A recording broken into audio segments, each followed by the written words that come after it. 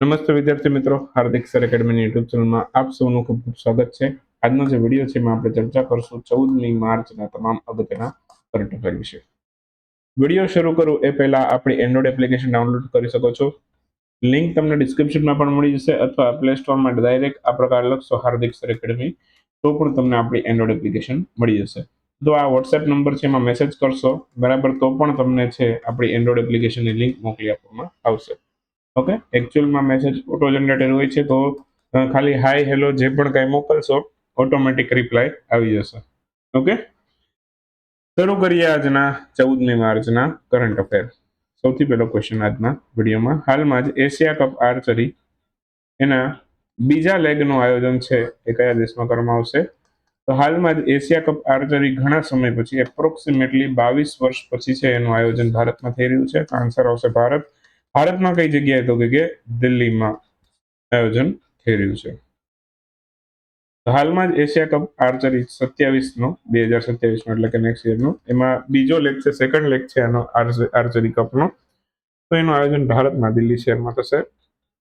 22 વર્ષ પછી છે ભારત આ એશિયા કપ આર્ચરી જે છે એનું આયોજન કરી રહ્યું છે. એકચ્યુઅલમાં આજે એશિયા આર્ચરી કપ જે છે, ઓકે, એનું આયોજન કોણ કરે છે? વર્લ્ડ આર્ચરી એશિયા દ્વારા થાય છે.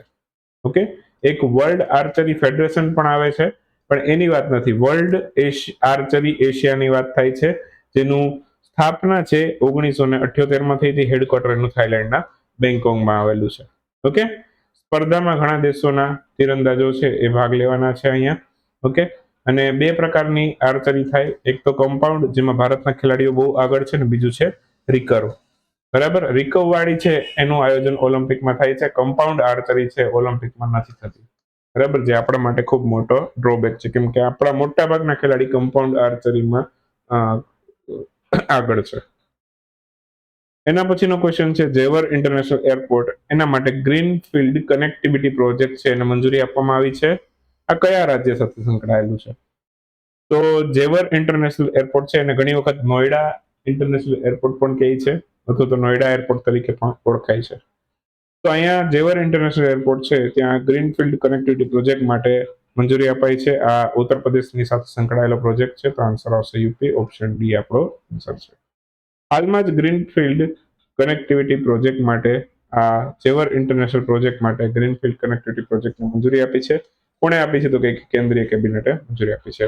ઉત્તર પ્રદેશ રાજ્યના ઝેવર વિસ્તારમાં આ એરપોર્ટ બનેલો છે, તો એ ઝેવર ઇન્ટરનેશનલ એરપોર્ટ પણ ઓળખાય છે અને નોઈડા ઇન્ટરનેશનલ એરપોર્ટ તરીકે પણ ઓળખાય છે. તો પરીક્ષામાં જે ઓપ્શન આપે બરાબર એ પ્રમાણે આપણે યાદ રાખવાનું.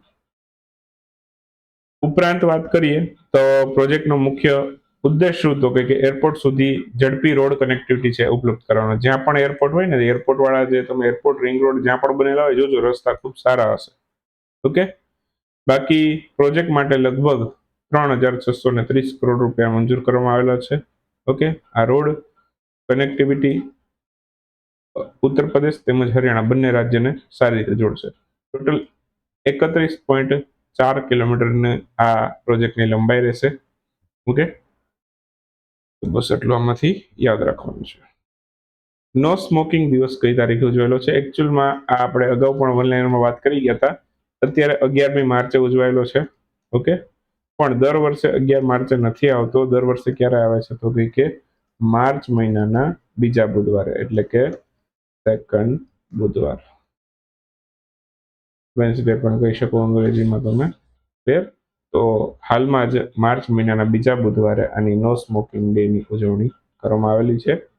સૌથી પહેલી વખત આ દિવસ 1984માં બરાબર ક્યાં ઉજવાયેલો? તો કે આયર્લેન્ડની અંદર આ દિવસની ઉજવણી થઈ છે. હાલમાં દર વર્ષે યુનાઇટેડ કિંગડમ નો સ્મોકિંગ દિવસ ઉજવે છે. ઓકે, 12મી માર્ચનો દિવસ દાંડી યાત્રા દિવસ આપણે અગાઉ જોઈ ગયા છીએ, અને આ વખતની નો સ્મોકિંગ દિવસની જેમ નો ટોબેકો દિવસ આવે છે એ 31 મે આવે છે. નો સ્મોકિંગ દિવસ છે એ દર વર્ષે માર્ચ મહિનાના બીજા બુધવારે આવે છે. તો એની થીમ છે a smoke free life start with a smoke free day. Okay, ચાલો. International day of action for રિવરની ઉજવણી કઈ તારીખે થઈ છે? હાલમાં જ international day of action for river છે એની ઉજવણી હાલમાં જ 14મી માર્ચે કરવામાં આવી છે. હાલમાં 2026માં આનું કેટલામું સંસ્કરણ છે? તો કે 29મું સંસ્કરણ છે. અને 29મા સંસ્કરણની થીમ શું છે? તો કે પ્રોટેક્ટ રિવર પ્રોટેક્ટ પીપલ, નદીઓને બચાવો લોકોને બચાવો, આ એની થીમ છે. બાકી 1997માં સૌથી પહેલી વખત આ દિવસ ઉજવાયેલો છે. વર્લ્ડ રિવર ડે, બરાબર, વિશ્વ નદી દિવસ કહીએ તો એ સપ્ટેમ્બર મહિનાના ચોથા રવિવારે ઉજવાય છે. ઓકે, એ આપણે યાદ રાખીશું. અને વિશ્વની સૌથી મોટી વધુ નદીઓ ક્યાં આવેલી છે? તો કે ચીનમાં આવેલી છે. ઓકે, તો એને પણ આપણે યાદ રાખીશું. હાલમાં જ આંતરરાષ્ટ્રીય ગણિત દિવસની ઉજવણી ક્યારે થઈ છે?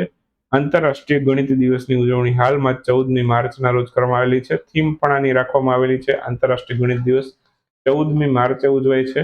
બરાબર. રાષ્ટ્રીય ગણિત દિવસ કે તો એ 22મી ડિસેમ્બરે આપણે પીસી મહાલનોબિસની જન્મજયંતિને શ્રીનિવાસ રામાનુજમની જન્મજયંતિને આપણે બરાબર રાષ્ટ્રીય ગણિત દિવસ તરીકે ઉજવીએ છીએ.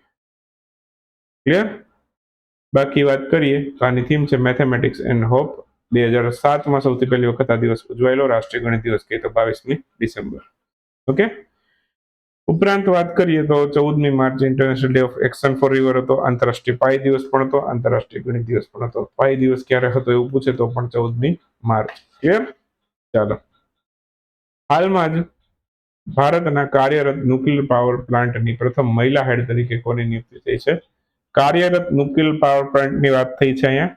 તો જે ન્યુક્લિયર પાવર પ્લાન્ટ કાર્યરત છે એના પ્રથમ મહિલા હેડ તરીકે નિયુક્તિ કોની થઈ છે એનું નામ પૂછ્યું છે. તો RM નચમ્મા એમનું નામ છે, એમની નિયુક્તિ થઈ છે. કદાચ બંનેની અંદર આવેલો ક્વેશ્ચન હશે, પણ થોડુંક ડિટેલમાં ચર્ચા કરવી એટલે ક્યારેક આપણે આવા ટોપિકને ડિસ્ક્રિપ્ટિવમાં લઈ લઈએ છીએ. તો આપને તો રિવિઝન જ થાય છે કે RM નચમ્મા છે એ ભારતના સૌથી પહેલા કાર્યરત ન્યુક્લિયર પાવર પ્લાન્ટના સૌથી પહેલા મહિલા હેડ તરીકે નિયુક્ત થયા છે. હવે આ જે કાર્યરત ન્યુક્લિયર પાવર પ્લાન્ટની વાત થઈ છે તો કયો? તો કાયગા નામનો ન્યુક્લિયર પાવર પ્લાન્ટ છે. કાયગા ન્યુક્લિયર પાવર પ્લાન્ટ એ ક્યાં આવ્યો છે? કર્ણાટક રાજ્યની અંદર આવેલો છે. તો ત્યાં એ આ પાવર પ્લાન્ટના કાયગા ન્યુક્લિયર પાવર પ્લાન્ટના મહિલા અધ્યક્ષ બન્યા છે. પ્લાન્ટનું સંચાલન NPCIL દ્વારા કરવામાં આવે છે. ઓકે, એને પણ યાદ રાખજો. બાકી નિમણૂક છે એ ન્યુક્લિયર ઉર્જા ક્ષેત્રની મહિલા માટેની મહત્વપૂર્ણ સિદ્ધિ બતાડે છે. મતલબ કે મહિલા સશક્તિકરણને ઉજાગર કરે છે આ નિર્ણય, કે કોઈ મહિલાની આવા ન્યુક્લિયર પાવર પ્લાન્ટના હેડ તરીકે નિયુક્તિ થઈ છે. બીજો ટાર્ગેટ એવો છે કે 2047 સુધીમાં આપણે જે ન્યુક્લિયર એનર્જી જે છે, બરાબર, ન્યુક્લિયર એનર્જી ક્યાં સુધી પહોંચાડવી છે? 100 ગીગાવોટ સુધી પહોંચાડવી છે. ક્લિયર? તો આપણો લક્ષ્યાંક છે. બાકી ભારતમાં સૌથી પહેલો ન્યુક્લિયર પાવર પ્લાન્ટ જીકેમાં પૂછે તમને તો તારાપુર એટોમિક પાવર સ્ટેશન છે, મહારાષ્ટ્રની અંદર આવેલું છે. 1969માં આની સ્થાપના થઈ છે. ક્લિયર? તો આ બધું યાદ રાખજો. જલ જીવન મિશન 2.0 ચર્ચામાં હતું. આ મિશનને કઈ તારીખ સુધી એક્સટેન્ડ કરવામાં આવેલું છે? તો જળ જીવન મિશન છે 2028 સુધી એક્સટેન્ડ કર્યું છે હાલમાં. તો ઓપ્શન બી આપણો આન્સર બનશે. હાલમાં જળ જીવન મિશન છે કેન્દ્રીય કેબિનેટ એને મંજૂરી આપી છે. 2.0 એટલે કે બરાબર આનો બીજો તબક્કો છે જળ જીવન મિશનનો. બરાબર, શરૂઆત આની 2019માં થઈ હતી. બરાબર, 2025-26 સુધી ચાલ્યું પણ ખરા. અને હવે આ મિશનનો બીજો તબક્કો 2028 સુધી ચાલશે. આમાં પણ તારીખો 100% લંબાશે જ. બરાબર, ઉદ્દેશ શું તો કે દરેક ગામડાના ઘરમાં પીવાનું પાણી નળ મારફત પહોંચાડવું એ આનો મુખ્ય ઉદ્દેશ હતો. 2019માં શરૂઆત થઈ. શરૂઆત ક્યારે થઈ એવું પણ પૂછી શકે તમને. તો હવે આનો ફોકસ શું તો કે ઇન્ફ્રાસ્ટ્રક્ચર બનાવવાથી વધારે સર્વિસ ડિલિવરી અને સસ્ટેનેબલ પાણી સપ્લાય પર રહેશે. આ 2.0 નો મુખ્ય હેતુ એ છે. ઓકે, આ મિશન માટે સરકારે 8.69 લાખ રૂપિયા છે, બરાબર, ટૂંકમાં 8.70 લાખ રૂપિયાની ફાળવણી કરેલી છે, રાઉન્ડ ફિગર કહીએ તો. શરૂઆતમાં કેન્દ્ર સરકાર દ્વારા 2.08 લાખ રૂપિયા છે, 2.08 લાખ કરોડ રૂપિયા.